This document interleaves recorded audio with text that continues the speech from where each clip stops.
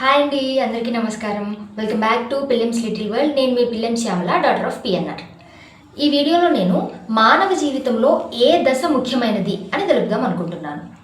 మానవ జీవితంలో విద్యార్థి దశ అత్యంత ముఖ్యమైనది.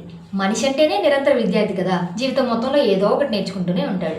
మరి విద్యార్థి దశ ఏంటి అని ఆలోచిస్తే, ఎలాంటి బరువులు బాధ్యతలు లేకుండా మెదడు చురుకుగా లక్ష్యం వైపు ఎక్కుపెట్టగల శక్తి సామర్థ్యం కేవలం జీవితంలో కొన్ని సంవత్సరాలకే పరిమితం.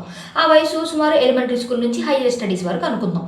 ఆ విద్యార్థి దశ ముఖ్యమైనది అనుకున్నాం కదా, ఎందుకంటే విద్యార్థి దశలోనే మన భవిష్యత్తు నిర్మాణం జరుగుతుంది. విద్యార్థి బలంగా ఉంటే దేశ భవిష్యత్తు కూడా బలంగా ఉంటుంది. అలాగే ఈ దశలో ఏది అనుకున్నా పట్టుబట్టి సాధించగలిగే సామర్థ్యం కూడా ఉంటుంది. ఇటీవల నీట్ పేపర్ లీకేజ్ విషయంలో ఢిల్లీలోని జంతర్ మంతర్ వద్ద జరిగిన విద్యార్థుల ఉద్యమం దీనికి చక్కని ఉదాహరణ. వేలాది మంది విద్యార్థులు కులం, మతం, భాష, ప్రాంతం అనే భేదాలను మరిచి ఒక్కటిగా నిలబడ్డారు. వారి డిమాండ్లు న్యాయంగా వినిపించాలని, విద్యార్థుల భవిష్యత్తు రక్షించాలని శాంతియుతంగా పోరాటం చేశారు. ఐక్యంగా నిలిచినప్పుడు విద్యార్థుల స్వరం ఎంత శక్తివంతంగా ఉంటుందో దేశానికి చూపించారు. మనం చిన్నప్పటి నుంచి పాఠశాలలో ఒకే యూనిఫామ్ ధరిస్తాం. దాని వెనుకున్న భావం కేవలం ఒకే దుస్తులు ధరించడం కాదు, ధనిక పేద, కులం, మతం, ప్రాంతం, భేదం అనే తేడాలు లేకుండా అందరూ సమానమే అని చిన్నప్పటి నుంచి నేర్పించటం.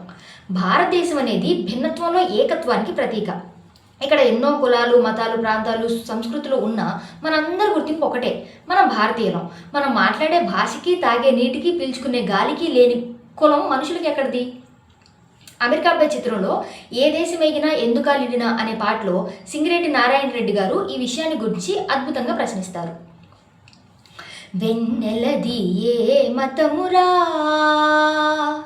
కోకిలది ఏ కులమురా,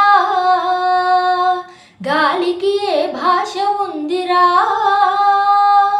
నీటికి ఏ ప్రాంతం ఉందిరా, గాలికి నీటికి లేవు భేదాలు, మనుషుల్లో ఎందుకీ తగాదాలు, కులమత విభేదాలు. ముందుగా మనందరం మనుషులం, తర్వాతే కులం, మతం, ప్రాంతం. మన గుర్తింపు మన దేశం. కాబట్టి అలాంటి దేశాన్ని ఎలా అభివృద్ధి చేయాలా అని ఆలోచించాలి. దేశాన్ని అభివృద్ధి పదం వైపు నడిపించే బాధ్యత ముఖ్యంగా విద్యార్థులదే. కాబట్టి అలాంటి విద్యార్థులను కులం, మతం పేరుతో విడదీయకుండా వారి ప్రతిభను, నిజాయితీని, కష్టాన్ని గౌరవించి ప్రోత్సహిస్తే వారు దేశానికి గొప్ప శక్తిగా మారుతారు. అన్యాయం జరిగినప్పుడు ప్రశ్నించే ధైర్యం, న్యాయం కోసం నిలబడే బాధ్యత, సమాజాన్ని ముందుకు తీసుకెళ్లే నాయకత్వం విద్యార్థుల్లో పెరుగుతుంది. జంతర్ మంతర్ లాంటి శాంతియుత ప్రజాస్వామ్య వేదికలు మనకు ఒక విషయాన్ని గుర్తు చేస్తాయి. ప్రజాస్వామ్యంలో ప్రతి పౌరుడికి తన అభిప్రాయాన్ని చట్టబద్ధంగా వ్యక్తపరిచే హక్కు ఉంది. ఆ హక్కును బాధ్యతతో వినియోగించడం కూడా అంతే ముఖ్యం. దేశ అభివృద్ధికి కులం కాదు, ప్రతిభ కావాలి. మతం కాదు, మానవత్వం కావాలి.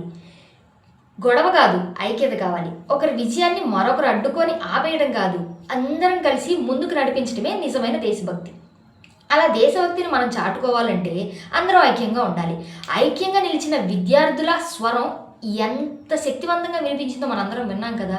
వారందరూ కలిసి అభివృద్ధి చెందిన దేశాన్ని నిర్మించగలుగుతారు. అలా నిర్మించాలంటే పునాది బలంగా ఉండాలి. కానీ కులమత భేదాలతో దేశ నిర్మాణానికి, అభివృద్ధికి అడ్డుకట్ట వేయకూడదు. కాబట్టి దేశ భవిష్యత్తుకి, అభివృద్ధికి ముఖ్యమైనది విద్యార్థి దశే అని మనం చెప్పుకున్నాం కదా.